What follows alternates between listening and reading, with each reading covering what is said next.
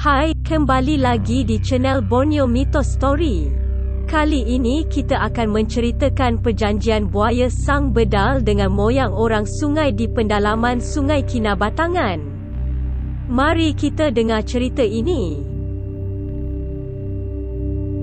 Perjanjian dengan sang buaya, cerita rakyat Sabah Sungai Kinabatangan. Di Sungai Kinabatangan, Sabah, terdapat satu legenda yang berlega di kalangan penduduk setempat perihal sebuah kisah perjanjian lama. Dikatakan, perjanjian tersebut yang dikenali berjanji dengan buaya atau dalam bahasa masyarakat etnik orang sungai disebut sebagai gegejanji gunai boya. Kandungan dalam perjanjian itu cukup ringkas. Sesiapa yang berketurunan daripada masyarakat etnik orang sungai tinggal di sepanjang Sungai Kinabatangan atau di lain-lain tempat tidak boleh diganggu apatah lagi dibaham oleh sang bedal. Sama ada kisah ini hanya sekadar suatu mitos atau sebaliknya tidak dapat dipastikan kebenarannya. Meskipun kisah perjanjian ini tidak 100% dipegang sebagai kepercayaan pada hari ini, ia tetap menjadi satu khazanah bernilai kisah nenek moyang orang sungai yang diperturunkan dari satu generasi ke generasi lain. Berdasarkan bukti lisan daripada beberapa orang warga emas tempatan, gegejanji gunai boya atau perjanjian dengan sang bedal merupakan sebuah peristiwa yang benar-benar berlaku di dalam budaya masyarakat etnik orang sungai, terutama bagi mereka yang sudah lanjut usia.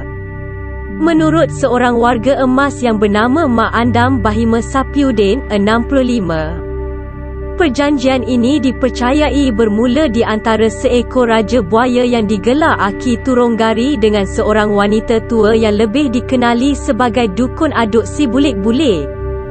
Mengikut inti parti perjanjian itu, selagi pantang larang seperti mandi, membasuh pakaian atau mencari rezeki sekitar sungai dipatuhi oleh anak cucu Aduk Si Bulik-Bulik, maka selagi itulah keturunan Aki Turonggari akan mematuhi perjanjian itu. Bukan mitos dan bukan juga legenda, kata Bahima. Walaupun gegejanji gunai boya sekadar cerita yang diwarisi dari satu generasi ke generasi yang lain, ia tetap memberi kesan dalam kehidupan masyarakat etnik orang sungai. Tidak hairanlah jika cerita itu ada yang diyakini mereka, walaupun tidak kurang juga yang menganggapnya sekadar cerita ayalan. Tidak dinafikan sama sekali ketentuan nasib insan yang sememangnya adalah hak Allah Subhanahu Wa Taala.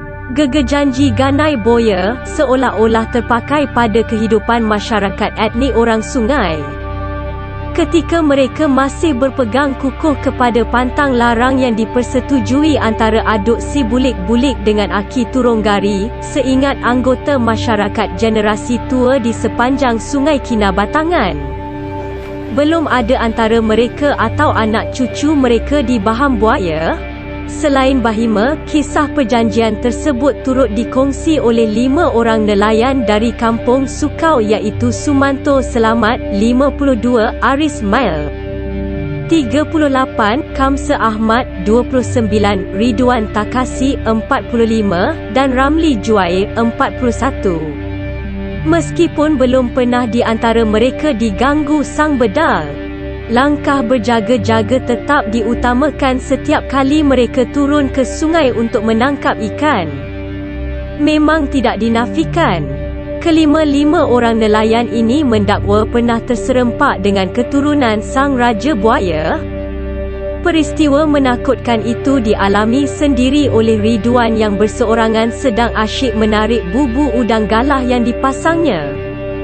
Bagaimanapun, keasyikannya itu dikejutkan dengan kemunculan seekor buaya sepanjang 15 kaki di hujung perahunya.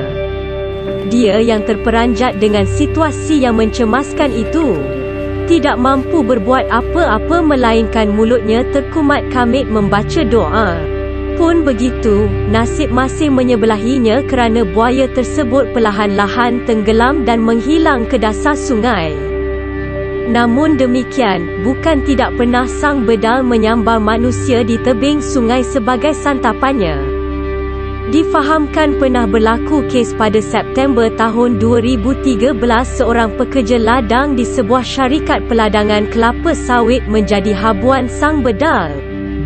Pekerja lelaki warga Indonesia yang berusia awal 20-an itu dikatakan sedang menjala ikan di hulu Sungai Kinabatangan hingga lewat petang, tanpa mengendahkan papan tanda yang melarang kegiatan memancing atau menjala di kawasan berkenaan. Pekerja terbabit dan rakannya tidak menghiraukan dan melangkah masuk ke dalam sungai hingga ke paras pinggang. Malang tidak berbau. Kelekaan mereka yang terlalu asyik menjala ikan berakhir dengan satu tragedi yang mengerikan. Kehadiran mereka di kawasan itu rupa-rupanya telah dihidu oleh seekor sang bedal yang membaham salah seorang daripada mereka dalam sekelip mata. Antara realiti dan cerita, gegejanji Gunai Boya mungkin ada kebenarannya. Ketika masyarakat etnik orang Sungai Anak Cucu Aduk Sibulik-Bulik masih berpegang teguh kepada pantang larang ketika mencuci pakaian, mandi, atau mencari rezeki di sungai. Anak cucu Aki Turonggari pula tidak pernah lupa akan syarat yang dikenakan oleh raja mereka. Yang pasti, masyarakat etnik orang sungai di Sungai Kinabatangan dan Sungai Segama atau di mana saja di Sabah tetap tabah meneruskan kehidupan di tebing sungai. Meskipun masih teguh berpegang pada janji itu, mereka cukup pasti sang bedal bukanlah penghuni sungai yang boleh diberikan kepercayaan sebagai teman. Sekian sahaja cerita perjanjian antara orang sungai dan buaya di Kinabatangan, Sabah.